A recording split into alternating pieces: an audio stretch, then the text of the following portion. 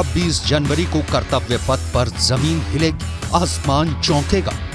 भारत के बड़े हथियारों को देखकर दुश्मन कांपेगा।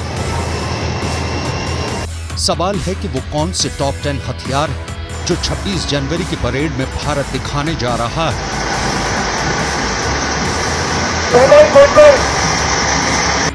हथियार नंबर 1 T-90 टैंक। हथियार नंबर 2 MRSAM यानी मध्यम दूरी की एयर डिफेंस मिसाइल। हथियार number 3 Pinaka multi barrel rocket launcher.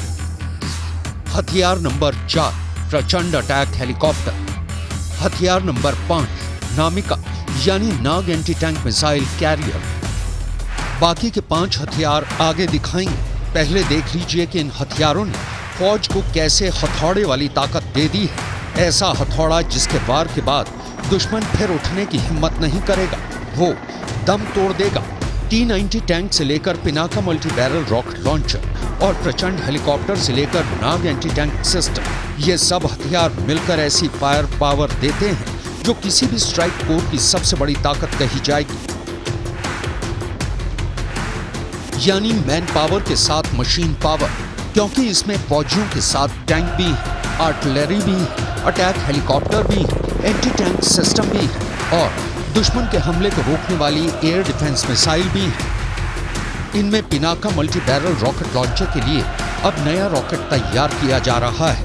ऐसा रॉकेट जो 200 किलोमीटर तक वार कर सके। अभी इसके रॉकेट 45 किलोमीटर वाली रेंज के हैं और उन्हें 75 किलोमीटर तक बढ़ाने की बड़ी पहल की गई।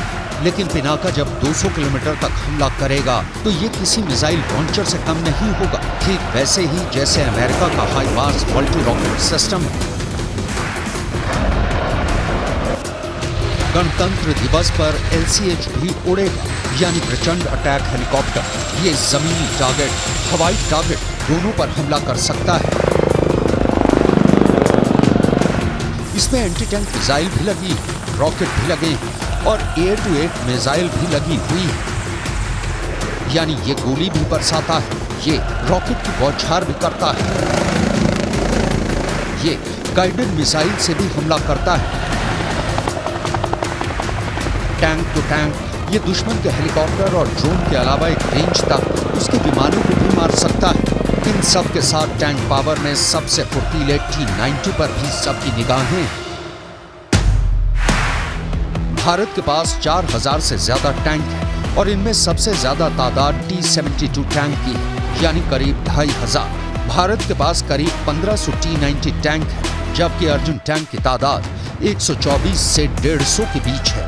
टैंकों की तादाद या इनको आधुनिक बनाने के लिए लगातार काम चल रहा है, क्योंकि भारत के 2 पड़ोसी मुल्क चीन और पाकिस्तान की कारस्तानियों का लेखा जोखा धोखे वाला है। इसलिए गणतंत्र दिवस पर बड़े हथियार दिखाए जाते हैं, बड़े खतरनाक फाइटर जेट उड़ाए जाते हैं। इस बार भी वायुसेना 54 विमानों के साथ दिल्ली के आसमान को उस तूफानी गड़गड़ाहट से भर देगी जिसकी गूंज इस्लामाबाद और बीजिंग तक पहुंचेगी। इस बार भी 26 जनवरी से पहले उत्तर भारत के तमाम एयरबेस बहुत ज्यादा एक्टिव है। अंबाला से लेकर सिरसा और आदमपुर से बरेली तक बहुत हलचल है।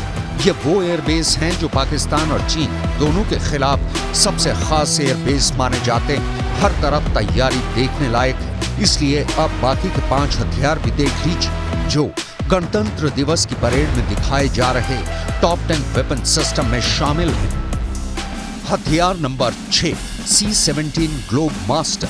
हथियार नंबर 7 राफाल फाइटर जेट। हथियार नंबर 8 सुकोई 30 MKI। हथियार नंबर 9 जैगुआर। हथियार नंबर 10 MiG-29 और साथ में इन विमानों को उड़ाने वाले पायलट। मैं फ्लाइट लेफ्टिनेंट पुण्या नंजप्पा, भारतीय वायुसेना के 47 स्क्वाड्रन में फ्लाइंग पायलट हूँ। इस गणतंत्र दिवस पर मुझे MiG-29 विमान उड़ाने के अवसर मिला है और ये मेरे लिए बहुत गर्व की बात है।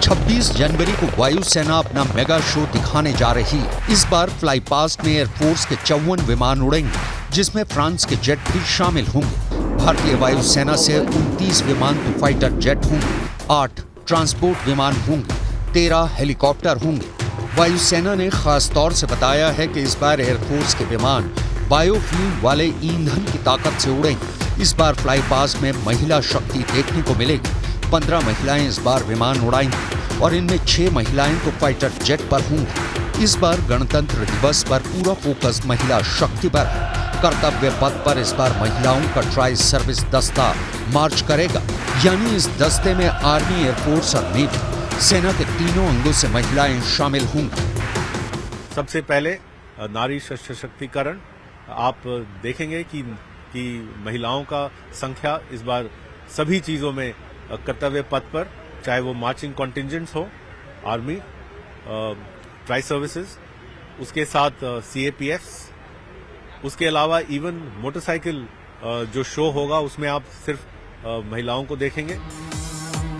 इन सब के अलावा कुछ ऑल टेरेन व्हीकल हैं जो इस बार कर्तव्य पथ पर परेड का हिस्सा बनेंगे। बड़े बड़े टायर वाली ये गाड़ियां बुलेट प्रूफ हैं। ये ऐसे इलाके में जा सकती हैं जहां गुजरना आसान नहीं। जंगलों में, खेतों में एनकाउंटर के दौरान ये गाड़ियां काम आएंगी। दिल्ली के हर खास कोने पर पुलिस की नजर, सीसीटीवी एक्टिव है। 24 घंटे मॉनिटरिंग हो रही है, क्योंकि 26 जनवरी ऐसा मौका है जब भारत की राजधानी दिल्ली आतंकवादियों के टारगेट पर भी होती है।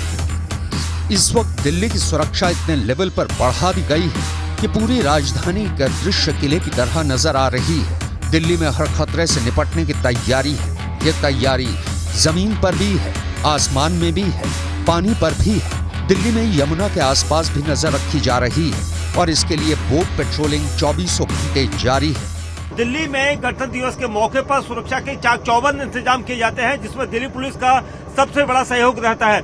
और आप तस्वीरों में देखेंगे ये जो पुलिसकर्मी है ये पेट्रोलिंग कर रहे हैं यमुना के ऊपर। जो पूरा रूट आपको दिखाई दे रहा है ये बुराड़ी को जाने वाला नॉर्थ जिले का रूट है और मेरे इस तरफ नॉर्थ ईस्ट डिस्ट्रिक्ट है और दोनों जिलों ने खासतौर से इस तरह के चौकसी के इंतजाम रखे हुए हैं।